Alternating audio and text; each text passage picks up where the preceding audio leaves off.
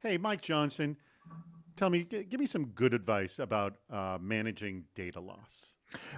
One of the core things you need to do is actually understand your data. What is it? Like inventory, but also classification to be able to say, this is this particular type of data and this is how we think about it. Without that, it's really difficult to build protections on top of it. So I really think the core foundation, inventory and classification. Matt is nodding his head because that's pretty much going to be the theme of today's show. But Matt, I'm going to ask you the opposite. Give me some bad advice of Yeah, managing data. rely on your acceptable use policy. It is definitely enough. Oh, that's a good bad advice. All right, Mike, I need you to one up him. Wow. Give me some worse advice. That's a really good one. Worst advice would be to go ask folks on the street corner what they think of this particular data that you just show them on a tablet. Like, how would you Well, classify this data? that's pretty pathetic. Get Yeah. ready. It's Super Cyber Friday.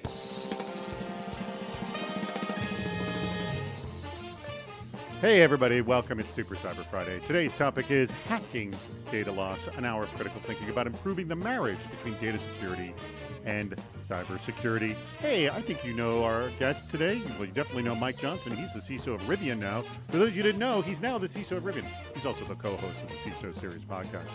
And also, there's Matt Radilek, who's been on the CISO Series podcast, and he's also been on Defense in Depth. He's also the Senior Director, Incident Response and Cloud Operations over at Varonis. All right. Hey, guess what? Varonis is the sponsor of today's show. Varonis is, by the way, a phenomenal sponsor of the CISO series. We love their support. All right.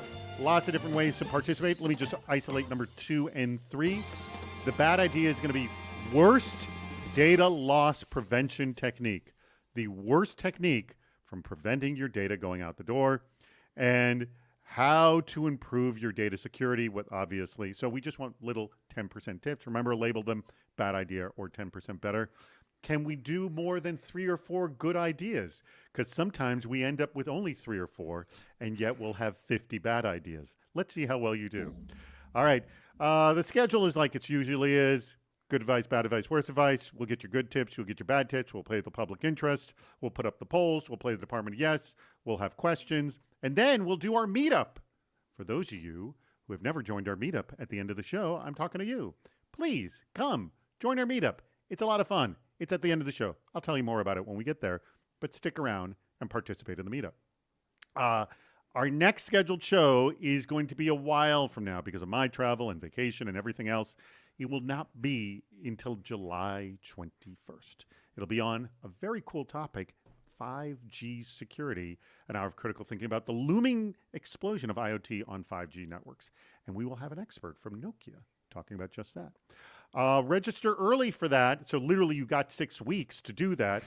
You're automatically entered in a raffle to win a CISO Series jacket. Let's give it up for Paulo Marquez of Moss Adams, who was this week's winner for registering early for that. All right, let me close this out and we'll get our show under the road. Oh, by the way, I didn't point to it. There's a link at the bottom of the screen to register for the episode that's happening in July. And again, you click on it. You will not be taken out of this chat. It will still go on. You could just register while that's happening. All right, let's just get into the big topic. My first question is, I'm going to start with you, Matt. Matt, why? Why do we struggle with data security? Why is it still such a giant pain in the butt? I think the first reason is because unlike a lot of things, like you think about network changes, right? You plan network changes, you do large scale architecture projects. It's not that it's static, but the network is not as dynamic as something like data, right? People are creating, generating, sharing, and collaborating data, and businesses run on data. Fundamentally, right? It's what we all use to exchange unique ideas, and ultimately, it's what leads to the chaos. And so it's really hard. It's an ever adapting and changing problem, and it's a moving goalpost, right? The security of data changes every day. Well, something that you hadn't shared before, it's still secure because it's internal, but the moment that you share it, it hasn't lost its security. It's just now you've got more people involved in order to control, who has access to it and whether or not they should have that access. Mike, what would you add to that? Because I got to assume you agree. Yes. I do agree, and one of the things I want to highlight there is the moving aspect. I think one of the big challenges around data is for it to be useful, you have to use it. And that means you're making it available to people. You are making it available to new systems that did not previously have access to it. You're copying it, duplicating it, moving it from environment to environment. And I really think that dynamic nature is really one of the most difficult parts of it. I also do, like, as I'd mentioned earlier, inventory and classification is really difficult. You can go to, there's umpteen tools out there that'll tell you what your network looks like. It's very difficult to say, okay, well, I've got this petabyte of data. What is in it that I actually care about? That's a much harder situation. So I think it's also a very immature space for us as well. And coming back, I mean, let's just go to, this is the theme of the show, is classification. I mean, this show could have been called Hacking Data Classification, because that's really what we want to do, because it's literally like kind of the keystone, if you will, for success. Because once you have that, like, the rest of the bridge to all your security now can exist. Without it, I mean, you've got issues, right, Matt? Yeah, it's almost like it's this force multiplier, right? Without classification, your DLP controls at any kind of, like, and when we say that, I'm specifically talking about stuff like in motion blocking, or even restricting access, or blocking at the browser level, whatever we think about, or you define DLP as. When you're trying to actually write those rules and actually carry out those tasks, just saying at large, I'm going to block data from leaving, very nebulous. Like, sure, you can just cut off the network at that point, right? You can limit collaboration, but is that going to completely bring your business to a halt? It's classification that unlocks this differentiator. Well, is this data worth applying this level of controls to? And then the companies that get it right, the organizations that get it right, they don't have 10,000 different classifications of information. They've settled on a few that then they ultimately map their DLP controls to. And so we're often coaching customers on things like, okay, well, you probably have some kind of restricted, like, that's your highest level. Then maybe you have confidential, and then internal, and then maybe, external or public. But once you get much past that, and then you're adding a lot of complexity to your DLP program. And ultimately, I see it often turn from DLP into DLA. It's my favorite term of the show today, which is data loss awareness. Oh, by the way, I'm reading some of these bad ideas. Dustin Sachs, I like this idea, creating a new data loss Olympics where participants compete to see who can accidentally delete the most valuable information. A lot of the Olympics and I like the accidentally delete, because not many Olympics competitions are done by accident. Well, but maybe that's the best bad idea in terms of, well, if you just delete everything, you actually don't have any data to worry about. Exactly. Well, that gives me another thought is maybe it's a bad idea that could turn good idea. So you have a data loss Olympics with your security team, and you say who can find and get out the most stuff, and then come back and tell us how you did it. Now, would the winner be the person that exfiltrated the highest size of data, or would it be the person that exfiltrated the most, like, critical or sensitive information? I'd be curious to see what the audience thinks on that. Well, I would think critical and sensitive, because I like using the data classification. of the party planning committee, I don't think anyone cares about. Yeah, about size. That's more just It depends on your parties. Back in Salesforce days, we actually had some pretty significant holiday parties that people really wanted to learn about. So you never know. That'd be a desirable list, if you will. All right, so let's go. I want to get into, and I know this is kind of your bailiwick, so I'm going to let you sort of jump on this, Matt. What Mike said, it's really, really hard to classify. So is there a stepped process to sort of getting it? I mean, is this, the classic, like, how do you eat an elephant? You start taking one bite at a time kind of a thing, or is there a more global way you can look at it? I mean, how do you go?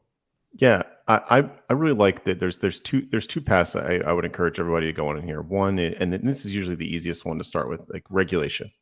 If your company has employees, you have some obligation to protect employee data. If your company has customers, you have some legal obligation to protect customer data. Whether or not stuff like PCI or HIPAA or high trust apply to you, like, you've got some basic PII that you're going to collect on individuals. You're going to process it, you're going to store it, you're going to transmit it somewhere. And getting an idea of, like, what is applicable to a company like you, and even just broadly looking for regulated data. I mean, that's something that everybody should do. The other, and I think equally as important parallel path is your business data. I think of all. I'm sure we have other manufacturers other than you on here, Mike. You're just a vertical I'm very passionate about. Your intellectual property is probably actually worth more to your company than your employees' PIIs. And I'm not going to put words in your mouth here, but that is the lifeblood of your organization. And so I think the really successful programs, they execute on both. They're going to keep the compliance and the legal and the risk officers happy by finding the finding the sensitive content, that regulated content, but then they're also going to look for and lock down that really business critical data. I think one of the things that I like how you're talking about, start with regulation and then look at the data that's the most important to you. But one of the things that I've learned is, especially in manufacturing, those are very closely related in that if you're not actively trying to protect your intellectual property with technical controls, then it's actually more difficult to make legal arguments. If you just go and post your IP all over the internet, you can't actually make an argument that that's a trade secret because it's clearly not. So I think it really is, even when we're talking about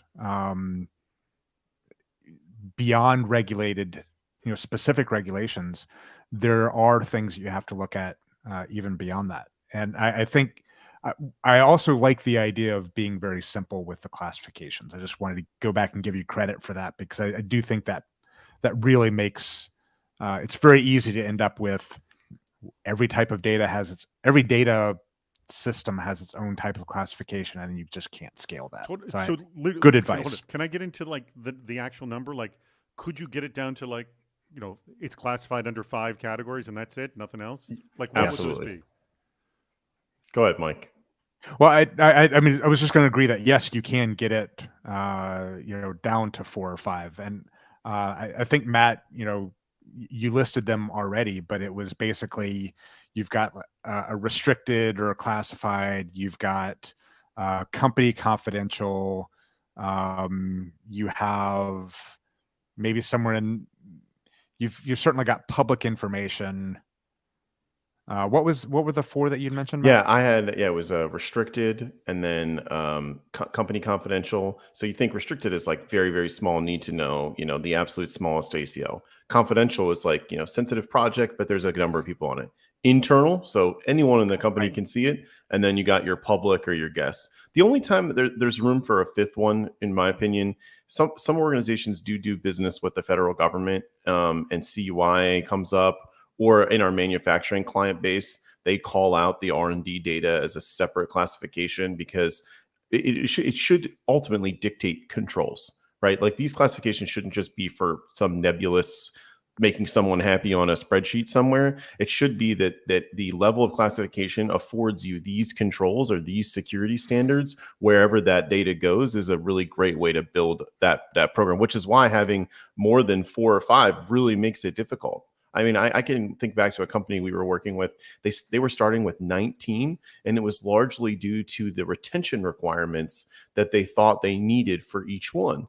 And so the way we helped them break it down, and this is actually from a cost perspective. Everybody is so quick to think about it just from the security perspective that the cost of having 19 different data classifications was actually greater than the cost of storing that data a little longer than maybe you thought you needed to for all the different to meet all those different retention requirements because of how much complexity and overhead that would introduce into the security program.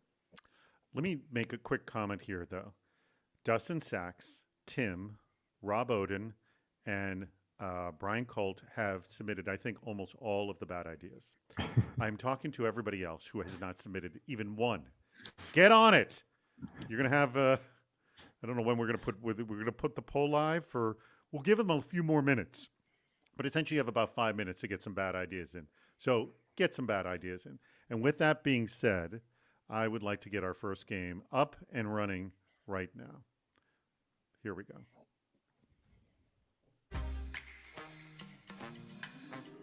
Do you know what others are thinking? On the public interest. All right. As I have explained in the past, you're going to have 4 questions that relate to what people search on the internet. And I always say getting 4 out of 4 is very difficult. But when I say getting 4 out of 4, they're all like A/B choices, only 1 or 2. Oh, by the way, John Prokop. Yes, excuse me. I forgot to mention John has been submitting bad ideas as well. And here comes another one of yours. But this is actually not that bad idea. Host all your data on AOL since no hackers go there anymore anyway. I don't know. I don't know if anyone goes there. So there's no data there whatsoever. So yeah, you'd be the only one with data there. All right, here we go. If anybody, I'm going to throw this to the audience. I'm going to be way impressed if anyone gets 4 for 4 on this one because they're not all just simple A/B ones. All right, here we go. First one. Most average monthly search queries, Mike and Matt, is it data classification or user identity? What do you think gets more? And again, this is everybody, not just people in security. I'm going to go for A. Data classification. I thought about it and I was like, yeah, I think A is the right answer. A? Both of you say A and? Yes. You are both correct. 8-1. Look at that. All right. 1-1 for both gentlemen. Again, I'm going to be way impressed if you get 4 out of 4. Okay, now that we're going to 3. Most average monthly search queries, data loss, where are my files and where is it? I'm going to go with E on this one. Yeah, E? I'm gonna sit in Camp Mike and go with E as well. E. All right, they're both going for E, and you are both correct. I was so taken aback by how popular. Where is it? I'm just going to go Google that all the time. I know. I want to see what my results are. Right. Where is it? Google, no, it knows everything. All right, here we go. This is a doozy. Most average monthly search queries. Is it data security, human security, election security, computer security, or financial security? I think, unfortunately, it's H. Going for election security? What do you think? Yeah, I don't even want to say it. I'm just going to say I concur with Mike. So this is the first time also we've had our guests go equal on all of these. All right, and the correct answer is no. Oh, look at that! Way What? off. It is the least searched of all these. Wow. I feel good about that then. Like Yeah. this is a good thing. Yeah. Faith in humanity has been restored. Yes. All right. Well, now you're not getting 4 for 4. Well, okay, I'm done. So it doesn't All matter right. now. Now, this one's a good one. Privilege identity management or privilege access management? K. L. I'm gonna split on this one. Split on this one? All right. And again, if I didn't explain it, the reason we have different letters is because the audience is a few seconds behind us and we couldn't have endless ABs and not knowing what they were referring to. Oh, you got me, Mike. We need a better, Dustin Sachs says we need a better answer. Anyways, Mike, you picked L, right? So you win 3 for 2 or 3 versus 2. Mike Johnson wins the public interest. Good job, Mike. All right. Kudos for you. I was thinking that election security was going to be the most popular too, fearing that it was. Thankfully, it was not. I'm glad. I'll take that L. Yes. Well, you didn't lose. You Wow. actually won, Yeah. but you didn't get.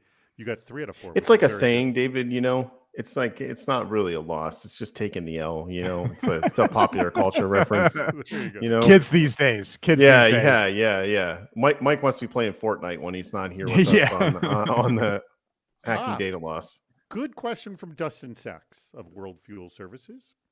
I'll throw it to you, Matt, first. What are the most effective techniques or delivery mechanisms for training the business on how to classify data? How do we make it an imperative instead of a nuisance/administrative distraction? Very good question. Because, I'll mention this, and you tell me if you've had this with customers. We are dealing with some stuff now that it would be too painful to go back and deal with. And we're like, all right, let's do it now going forward.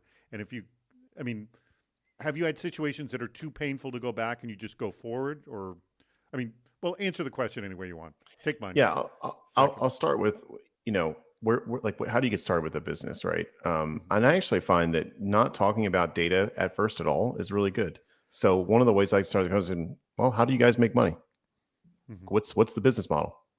Well, and they'll say, oh, well, like I met with a manufacturer at Gartner conference this week, where they said, well, we get all these raw ingredients and our recipes are important. So they make something, candy manufacturer actually. But they said, but it's the way that we make it. It's our manufacturing process. That's our intellectual property. It is actually the way we assemble the goods, not the goods that we use or the recipes that we use in order to assemble those goods. And so I said, okay, great. Well, so it sounds like, if just to kind of quote you, that your manufacturing process diagrams, like where's that documented? How's that stored? Where do you think it is? Have you ever checked that? It sounds like that's number one priority, right? And then the next thing you know, you're helping this business leader tell you that, like, what the crown jewels are, and then they went on and talked about, well, it's also our customer list, it's our lead list, it's our it's our pricing books. Okay, well, where are they? Where do you think they are? And have you checked to make sure that they haven't wound up anywhere else? Now you've got your requirements for getting a data classification, data loss program off the ground. Is it, by the way, I was just thinking, a lot of data loss prevention just like turning off the export feature, Mike? I mean, that's one of those where you can actually go too far. Where I think Matt was mentioning, like, you can annoy the business. So you have to be very careful about that. Like, if you have an export feature, then someone will bring it into some SaaS app, and then, like, oh, great, now what have we just done to ourselves, kind of a thing. That's more what I was thinking. I think in that case, it does come back to the classification. Maybe there are certain types of data where it's not okay for that data to leave the particular system that it's stored in. And so building the technical controls to not let people take data out of that system actually makes a whole lot of sense. And those actually are the very easy ones. The problem is that those are the rare cases where you can't always just say, look, well, the data can't leave this system. You end up having to have nuance. And as soon as you're adding that, that's where you add that complexity.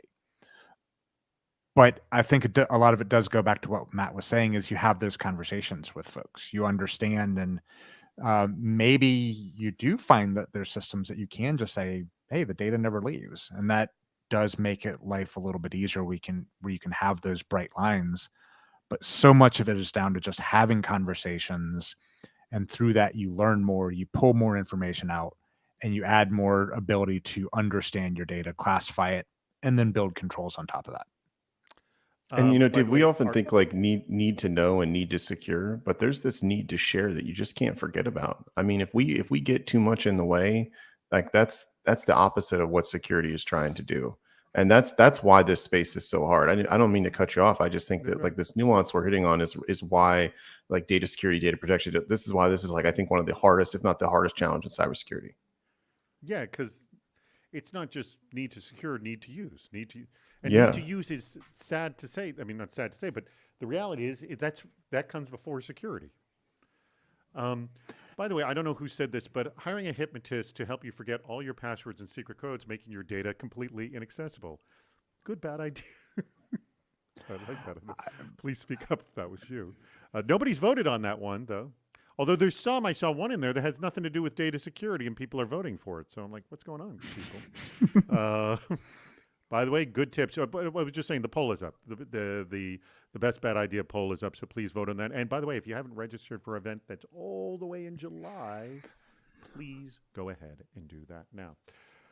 I want to get your answer to Tim is asking a question similar to what just Dustin Sachs asked, and I'll throw it to you, Mike. How do you embed the classification into a team's process? So let me ask, like, how have you gotten into this whole data classification into processes? You have a few places that it's built into the tool or the platform, the capability. If you take Microsoft Office 365, there's a lot of really good capabilities built in that can do automatic classification when you are creating a document. And if you're creating a document in a certain place, it gets automatically assigned certain levels of classification. So the first thing is make it transparent, would really be step one. Make it transparent when you can. Make it so that people don't have to think about it. Beyond that, things get a lot more difficult, and I don't have a really good answer. I'll just go ahead and say that. Let's start with easy and then hard, and that is what can be, because I know this is something you do over at Varonis. What can be done automatically, and what must be done manually? Yeah. Finding all this regulated data, finding passwords, secrets, keys that are stored in plain text, finding like these design diagrams and things like that, getting a full inventory of that, automated. Mm-hmm. Setting up and enforcing your policies on, the collaboration, being able to say like, hey, did this link overexpose data outside of your policies, and fixing that, automated. It's this business part that I think unlocks like the true value of your data program. That's the part that, there's no secret weapon. It's a little bit cultural, right? Your organization has to understand that protecting this data is important. They have to value it themselves, right? Even if it's their data, their customers' data, it's your manufacturing data, whatever it is, like the business has to have an understanding of that. And you have to start by telling them and just helping them see that. But then it's asking those questions and then showing the proof. What I find, and we run these risk assessments for organizations like all over the world as far as this go-to-market strategy, that when we show that data at risk in a risk assessment, that business leader goes, man, we just didn't know that this was a problem. Like, that's really important to us. If our CISO had told us that all of this data we've been storing in this place was overshared with all these people, we wouldn't have been doing it this way. And most people, when you bring them to the table with facts versus this kind of like scare tactic of security, like, oh, it's all going to get breached, it's all going to get stolen. But you show them, hey, like the whole company can get to this the way you guys are using it right now. Do you think we could do this instead? I mean, for all the crap we might get from our business leaders, like they're pretty reasonable when it comes to stuff like that. They're willing to meet in the middle and kind of do the right thing for the company because ultimately they realize what's at stake. And it's a little bit on us as security practitioners to get them to see that. Like, what are the stakes of this decision, whether it's an access decision, a design decision, a new app that they want to go with that maybe doesn't, encrypt data or doesn't log anything for some reason, but they're so sure that they have to use it. It's our job to help them like clearly communicate what the downstream impact of that might be. I really like what you said about surfacing the information, really being able to show in ways that non-security people can understand, exposing the challenges, exposing the situation of, there's all this data that if you go and look in your sharing settings, it is all open to the public. Maybe we don't want to do that. And like you said, I think most people, when you go and have that candid conversation with it, they're going to agree with you and say, I had no idea. Let's go to that this was set sharing to the public. Like, I think about we have systems in our home to prevent like fires, or things left on too long or something like that. Is there something that we should be doing to alert us? Like, just so you know, here's everything that's open to the public. Like, and I know there are scanning tools to do that, but like maybe even prevent or do that thing where, are you sure you want to delete this? Are you sure you want to make this open to the public? Like, do we not have enough of that? Like, make them, this is where you put a little bit of pain to just make sure this is what they want. Matt, you're nodding your head. Yeah, all of that's out there. I mean, the automatic discovery of the oversharing, the fixing of the oversharing, the prompting for people that they're about to do something that they shouldn't do. I think what's missing is, if so many people won't think this is like a quick thing, we'll just stop sharing. We'll just disable sharing, right? That'll stop this problem's going to go away. We'll just disable everybody's willing to create a team site. And they're really missing on that. Like, it's about controlling collaboration. It is not about like stopping and allowing everything. We're in this world now where data is going to be shared and hopefully it is being shared, and we're not stopping it because there's probably some gains for your business to come from doing some analytics on all of that. And it's about controlling it. So monitoring it, putting some automation in place, even putting some manual review in place in order to make sure, depending on back to those classifications, like we talked about earlier, that's to what degree you want to spend time and resources on protecting that data. The highest level stuff, I mean, again, I don't, manufacturing is just easy because everybody can think of something and how it gets made. I don't think that the Coca-Cola recipe has public access on it, right? And for good reason. But at the same time, The ingredients list on the can of the Coke sure does.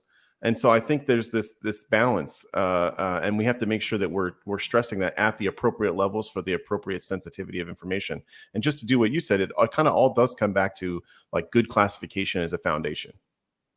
Dustin Sachs asks a very good question again. Without introducing FUD or speaking of vague possibilities, how would you articulate, and I'm sure you've done this before, Mike, the risk of internal non-malicious data loss to the business? Like, this is what people often do, not to hurt, just to do their job. This can't happen. Like, and who are you speaking to when you are having these kinds of conversations? So that generally, when I hear internal non-malicious sharing, what I hear is mistake. That's what I hear. Someone, but hold. Mistake in your view. In their view, it's no. I'm just doing my job. Right. Well, I guess those are two different situations then. Like if you're really talking about somebody is sharing data because they believe it's in the best interest of the company, that's actually a normal thing. That someone is doing right, and what they think is right. Security policy. No. And they may think, oh, it's perfectly fine to use this app.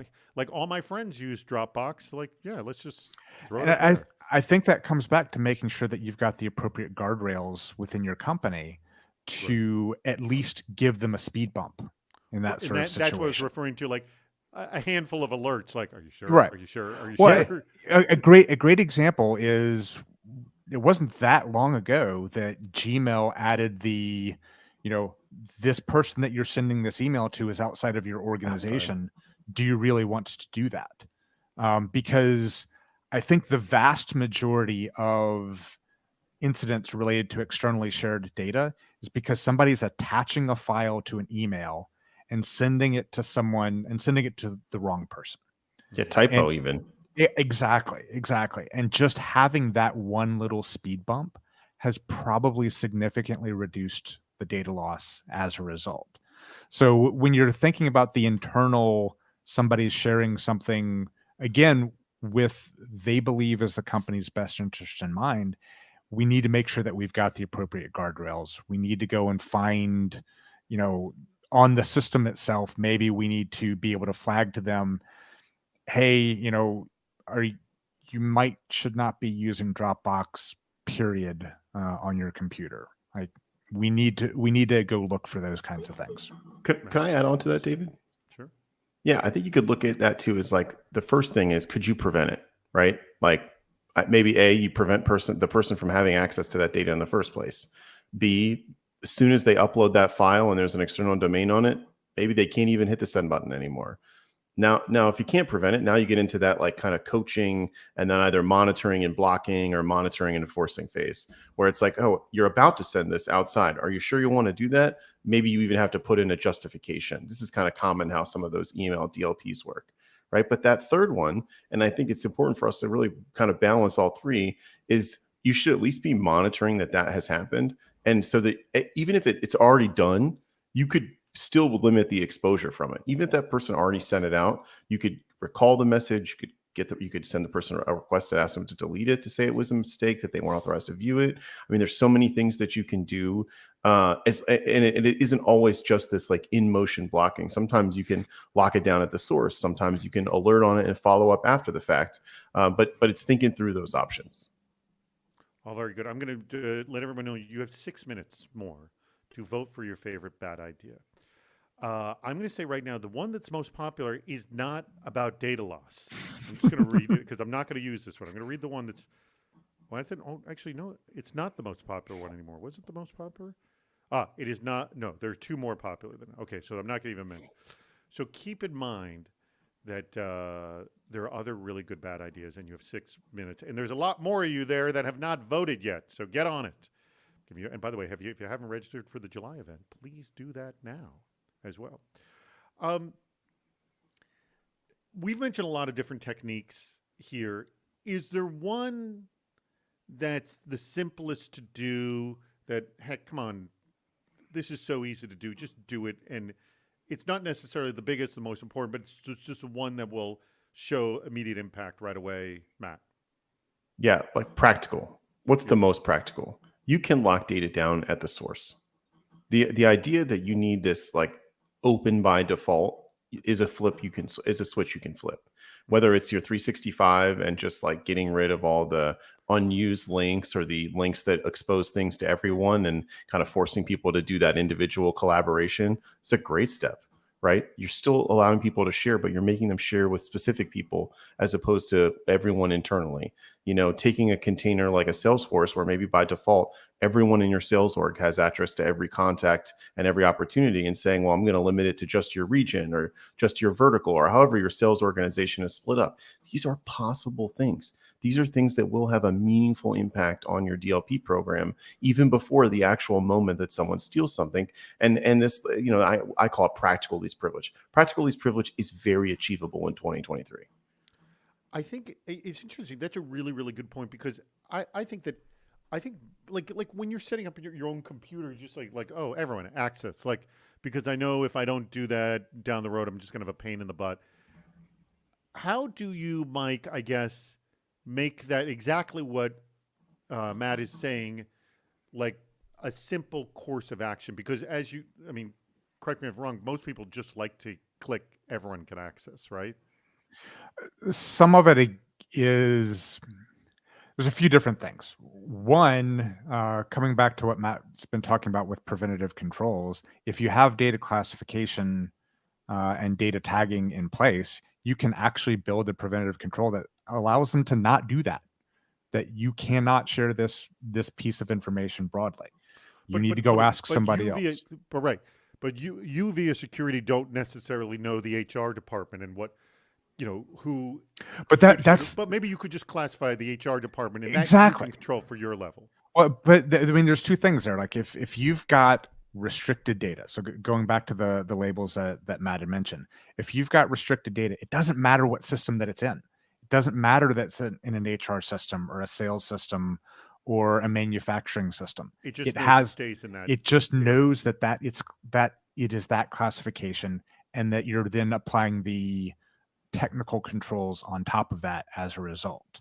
But the another additional route, and certainly one that is important in order to scale a program like this, is you do essentially deputize folks. Like, you are the owner for this data. You are the one who makes decisions about who has access and who doesn't, not random employee who happens to be accessing the data or who happens to have been the author of the article. You do need to have that concept of data ownership as well, where those are the folks who are deciding who has access and who does not. And I think this is like wait, before you go ahead, David. David. Please. You, Matt, is there a phenomenon of data classification drip? Because someone right here, Sasha Saxena said, I would go a step further, engage users to verify data classification. Does data does it drift? As your colleague, Brian Vecchi would say, it's like Jurassic Park. It finds a way. Does it find a way? Does it drift? Yeah, everyone's going to do what they need to get their job done. That's always like people's individual and first priority. Mm-hmm. And then what I was getting to, and it really kind of ties this point together really well, is if you're avoiding this conversation with business users, with end users, and you don't think there's like some element of coaching to the security role, like I challenge that mentality. The data is where, like InfoSec and CyberSec, or InfoSec, CyberSec, and business, this is where we come together. This is something that everybody has to deal with. It is not malware prevention, right? Yes, obviously, if you prevent malware, then the malware doesn't get to your data 100%. It's important. You need to do it. But like controlling how users like have authorized use of information or unauthorized use of information, it does sometimes involve the soft skills, the coaching, the notifying people of the bad thing that they did and asking them not to do it anymore. I mean, creating a culture of security takes time. And there's a lot of automation that can help. Right? Not just from Varonis. There's a lot of ways that you can put things in place to classify information, to automatically restructure permissions, to alert or block things from happening. But there's nothing short of just awareness about the data that you're using and getting your business leaders and deputizing people to be a part of that chain that creates a culture that for people to do the right thing. All right. We are, you know what time it is? What time is it, David? Hello, welcome to the Department of Yes, where no request is ever rejected. All right. So we are actually just realized we are at time to play the Department of Yes. And everyone knows how this game is played. What happens is we have a lot of bad ideas that have come in. And this one comes from the letter G. I believe it was Sesame Street. That's the person's name just says G. So we'll say it's the letter G has sponsored this next quote. And that is, and this is the bad idea. I'm throwing this to you first, Mike. Hire a summer intern. We've heard a lot of these, like get the intern to do this, because intern is synonymous with they're going to screw it up, right? Or going to be Just fired. just ask SolarWinds, right? Yeah. Hire a actually, you know what? I'm interviewing the CISO for SolarWinds just a few hours after this on Defense. Awesome. Depth. We're doing a whole episode on intense CISO stress. Yeah, I bet. I met him. Fascinating story. First 30 days, he lived in housing across the street. I may have already told this to this audience, but lived on housing across the street. He lost 30 pounds first 30 days. Wow. Now that is a weight loss program. Yeah. Unbelievable stress. I wonder Not how re- much hair lost as well, though. You know, Not How many recommended. incidents have you had, Mike? More than one. Oh, holy, how long did it last for? Let me ask. Oh, I there are many incidents, but they The biggest one, how long did it last? oh gosh, from it's always hard to say how long when an incident actually ends, but to kind of answer what I think you're Right, because asking. well, actually, the SolarWinds guy says I'm still dealing with it 2.5 yeah, I was years going to later. say Exactly. he's got brand stuff even now. Yeah. I mean, the one that immediately comes to mind, we had it remediated within 2 weeks. Okay. But there's a lot of them conversations with customers. G, who just said me too. What is the rest of your name, if you'd like to let us know? Because this is your quote, and here it is. In a couple of weeks, you remediated. Well, better than SolarWinds did. Here we go. Hire a summer intern. I will add the who obviously will screw it up because that's the way it always works, right? But summer interns, many of them are smarter than us. Also, I want to throw that out. Hire a summer intern to start and finish data classification project by the time they have to go back to school. Don't give them any direction. Mike, why do you want to do this? Well, I think this is, I'm more than happy to defend this one because I don't think it's a bad idea. No, You've I got, already see good stuff on this one. you've got someone who is not biased. They've got none of that company history or this There's no attachment learned they have to the data. None. they've got no attachment. They also don't have the learned helplessness of an existing security team. So this is actually a great idea. All right, Matt, why do you want to do this? There's more to this, I believe, as well. It's about empowering our youth to tackle today's problems. It's Oh, I about like giving that. your interns a chance to actually do something meaningful, and actually real have like project. a real impact, like a real By the way, project. two of you missed one of the big benefits of it. You're hiring an intern, you probably have to pay little to nothing for it as well. So whatever they do is probably going to be better than nothing at all. That's the other thing. All right, good job for both of you. Here comes the second one.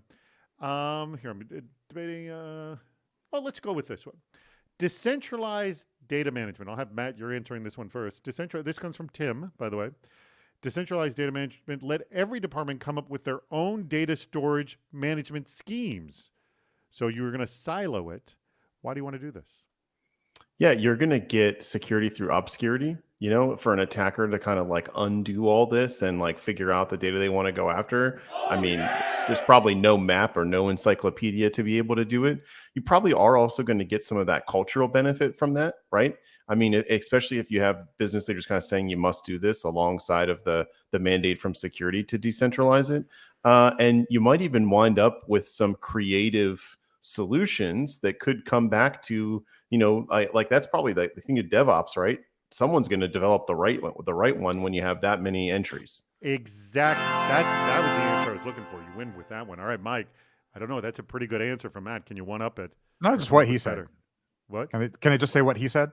So, No, is that, no, you gotta come up oh, with I have to that. come up with 'Cause something if you do original. that, we boom Boo. I That mean, boom goes when on you think forever. about it, these are the teams who are the most familiar with the data. It's just in their normal process of doing work, they're in there, they're working with it. Therefore, they're in the best position to actually decide what the data is, how it should be classified. Yeah. What do you know? I You know nothing. They know better than They you. know better than me. Way better than you. All right. Good answers, both of you. By the way, not only am I going to give you kudos, by the way, great all the way around, but the fact that you came up with multiple reasons, both of you. So kudos to both of you on that. Great. All right, let's go. G never told me the Sean Blackwell. I'm sorry, is that your first and last name? G? Sean Blackwell? Because there's no G in that at all. That's my problem with that name. There's no G. It's OG. It's just in the spirit of the game O. we just played. Yeah, it's just G. It's gangster. You know, that's our Yeah. that's yeah. That's a real G right there. We see you. We see you out there. Let's throw the 10% better tips up to Aaron. Thank you, by the way. Aaron is running everything from the background, making sure everything goes. Thank you, Aaron. So thank you, Aaron, for making all of that happen. Let's see. Do we have other questions here? Oh, from Phil Baer, who I met in New York. He's a former. We actually recorded an episode with him. Former CISO over at Etsy. In the .gov space, labeling data as quote classified is incentivized because justifying a lower level is hard. How do we incentivize our employees to participate and accurately classified tag info? So it's easy to just say it's all classified, you can't move it, and therefore you can't really use it per the comments we've made. This is kind of a variation of the question that I asked earlier of like, I'll sort of mad, like, how do you get the employees to like be an active participant and join and maybe see on a daily reason why this is all valuable? Matt. I'll start with one sarcastic answer, and just in the spirit of today, which is Yes. we could just do the same thing the government does, right? Make it illegal and throw people in jail. If you mishandle classified information, bad things could happen. I mean, just look at the news. But a serious answer would be, I do think it's all about like making them understand that it's like think of a healthcare company. Think of like any company in the U.S. that has customers in the U.S. Your friends, your family, you might be a constituent. Your data might be the data that we're ultimately trying to protect, right? For even if you don't love your clients, which I hope everybody loves their customers, we sure do it at Varonis, but like it's our customers. These are our relationships. This is your family's members' medical history, right? Make it about the fact that there's this greater good, and also make it very personal. Like, look, in your role, Mike, you have access to our most sensitive design diagrams, all of our ongoing legal matters, as well as, personnel data on your entire security team. It's really important to us that you know that and that you take it really seriously because, you've got a great amount of access in your role as CISO. I mean, just giving people that sense of empowerment and also that factual understanding of what they have to protect. A reasonable person is going to go, wow, I didn't know I had access to so much. Thanks for telling me. I'm going to be real careful before I click share. By the way, here's sort of along the same lines, Rob Oden, and I wonder if either of you have ever done this or maybe even seen a customer do this. Develop short 3 to 5 minute videos on the different data classifications and their most common use cases by department. Have either of you done that? I think that's good. I don't even think the video would even have to be that long. What do you think, Matt? You're nodding your head, or Mike? You go first. I was going to say, I think the by department aspect is the hard part, but also the most valuable one. If you can really tailor the message that it's very specific and very relatable for someone, I think that goes a long way. So I think it's a great idea, but it's that one's hard to operationalize. Well, here, Tim has this 10% better tip you throw in there. It says engage team leaders in discussions about how they use data and what classifications should be embedded into their day-to-day. My feeling is you'd have to have that conversation first before you make the video, Matt. Yeah, that would actually be helpful. Again, like if they come up with the idea, they're going to be much more likely to want to execute on it.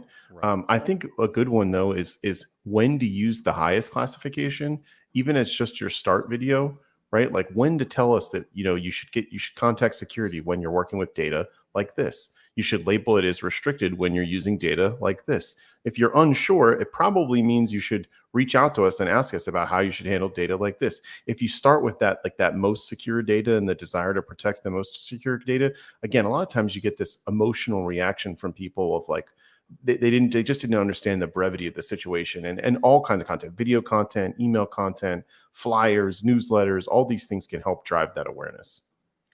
I don't know whose tip this is, but work, and I don't even know what is the IA department? Internal audit, maybe? Yeah. Internal audit. Thank you. So work closely with internal audit and legal to ensure your DLP program is reasonable, which I think that's a kind of a key word right there. I got to assume, yes, the departments know their data, but then you got to kind of roll it over to the people who know the legal and audit issues. Have you done this, Mike? Well, those are key partners in. And that's basically Justice Sachs, by the way. Basically, anything that we do in security is partnership with the audit teams, with the legal teams.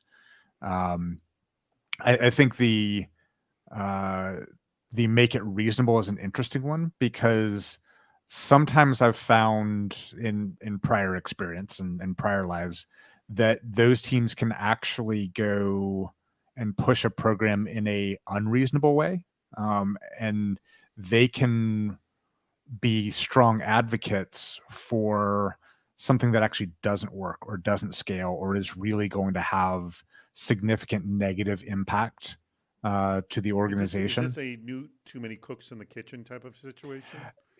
That's absolutely a big piece of it. And another piece of it is just perhaps an inability to step back and to be open to the idea that there are multiple problems that a business is trying to solve. So I do think there's some aspect of having those conversations with those teams and really helping them understand what is reasonable when they're pushing, when they've got policies that they want to see implemented. Matt, what do you want to add to this? I worked at a law firm before my career at Varonis, and what Mike alluded to, it really it resonates with me. They kind of watered down what client confidential meant.